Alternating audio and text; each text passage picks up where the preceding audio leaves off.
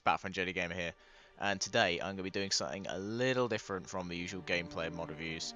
In this video I will be discussing my thoughts and opinions on the all-new Rogue One: A Star Wars Story movie, which is the first of the new anthology movies we're going to be getting, set away from the main Star Wars saga.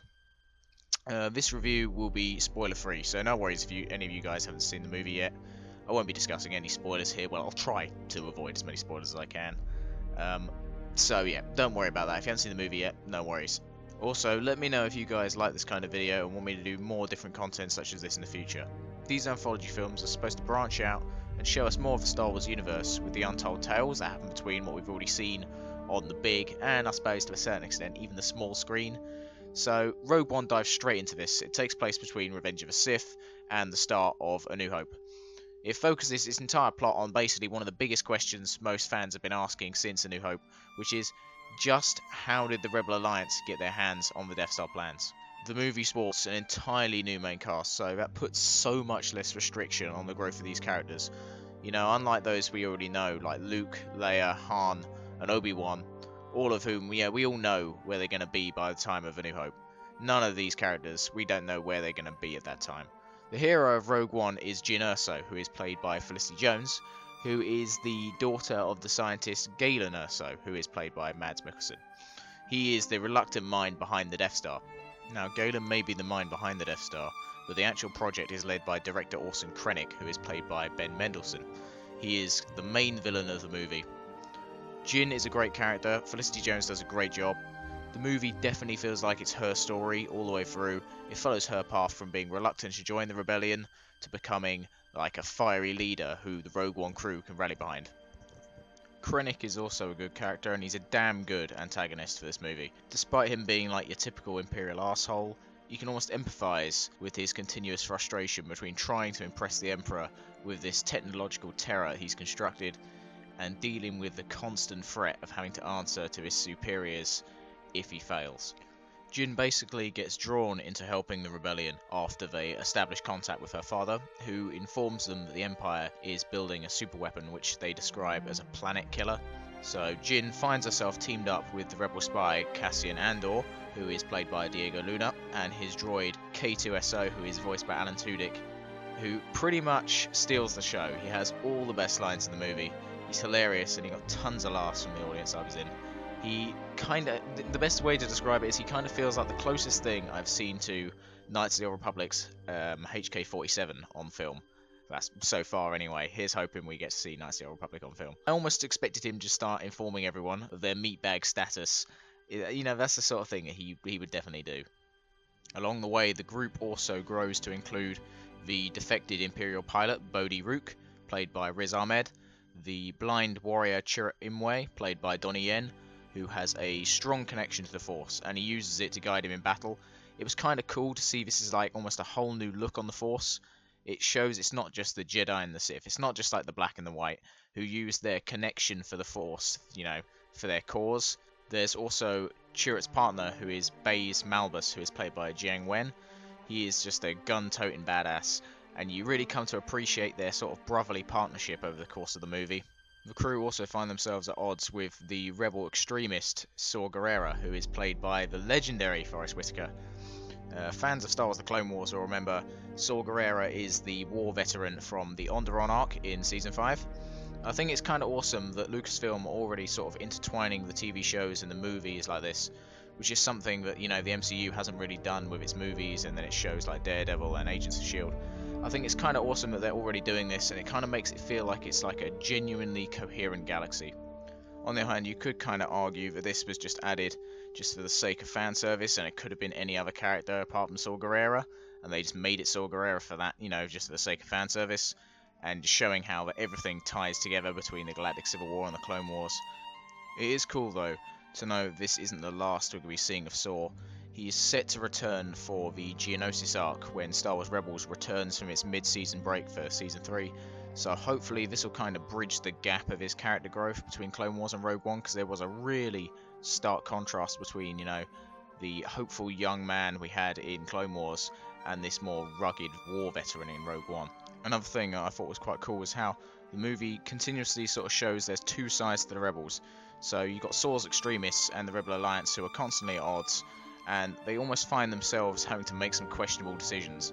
And it really does highlight, you know, the ugly side of war. So there was one particular moment, okay, maybe a little bit of spoilers here.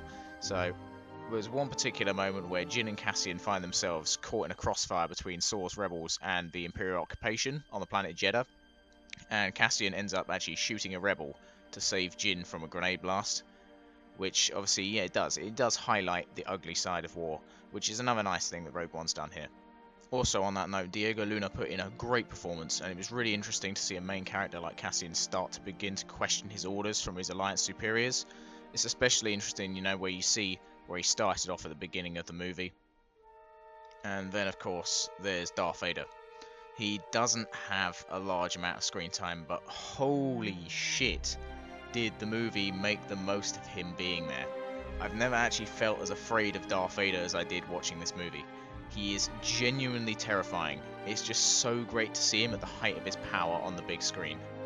You just know the minute you hear his iconic breathing and you see him whip out his red lightsaber, you just know that shit's gonna hit the fan. But yeah, I better shut up because I'm bordering on spoiler territory here. But damn, it's so awesome. Now, as badass as Vader is, it's kind of disappointing that he wasn't in the movie as much as the promotional material would have made you think. And the Vader scenes, I suppose, could be argued a lot like with Saw Gerrera. It was mostly kind of fan servicey, and even if you'd taken those scenes out of the movie, it really wouldn't have too much of an impact on the plot. But to be honest, it was freaking cool fan service nonetheless. Now, there's also tons of cool locations in this movie too. So we know about the planet Scarif from Star Wars Battlefront from EA, which is this kind of tropical Imperial controlled world, but it's just one of the many awesome planets introduced in Rogue One. One of the other planets we see is Iadu, which is kind of this stormy world which is home to this Imperial facility where Galen Erso and his engineers work. There's also Jeddah, which is a planet which kind of offers more questions than it answers. It's almost like a Force user's equivalent to Jerusalem. It's got this huge temple, and it's got this abundance of kyber crystals, which are used by the Jedi for extracting their lightsabers.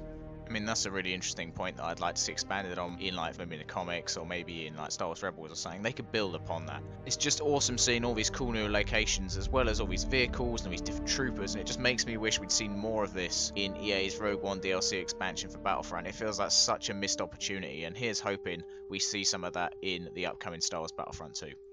I'd say visually the movie is just stunning, nothing short of stunning. The CGI in this movie is incredible, and I know many will disagree, but I felt the use of the CGI in some of the more particular debated cases was very well executed, and it didn't take me out of the movie at all. The visuals really do come into their own though in the space battle towards the end of the movie, which I feel rivals those we've seen in the original trilogy and the epic opener in Revenge of the Sith. Rogue One is without a doubt what most would expect of a Star Wars movie, but it also does so with a unique twist. It has some of the gritty aspects of classic war movies, but the plot pretty much boils down to almost like a heist flick. It's got a band of outcasts, thieves and mercenaries coming together to try and nab the plans for the Alliance. Pacing wise, I'd say the movie is pretty choppy and slow to get going as it introduces us to all these new characters who we pretty much know nothing about. But once the movie does get going, it really does get going. The third act is just a total all-out white-knuckle Star Wars ride, and it features some of the scenes that I'd probably say will go down as my favourite Star Wars moments ever. One more bone to pick though, and that is the choice of title cards. Yeah, I know this sounds petty. I went into the movie knowing that it wouldn't have an opening crawl, which, considering this is a spin-off movie, I was completely fine with that. But the choice of title card just seems so crappy and amateurish compared to one they plastered all over the promo material. It's no big deal in the long run of the movie, but it just kind of seemed like a surprising choice. All in all, Rogue One, A Star Wars Story is a good standalone movie and snaps in perfectly in that gap between Revenge of the Sith and A New Hope. If the further anthology films can live up to Rogue One, I look forward to seeing what else these spin-offs hold for the Star Wars galaxy. I'd give Rogue One a score of 8 out of 10. Go and check it out for yourself. So, if you've seen Star Wars Rogue One, what did you think? Go ahead and leave your thoughts in the comment section below. That's it from me, so thanks for watching, and I'll see you guys next time. Bye.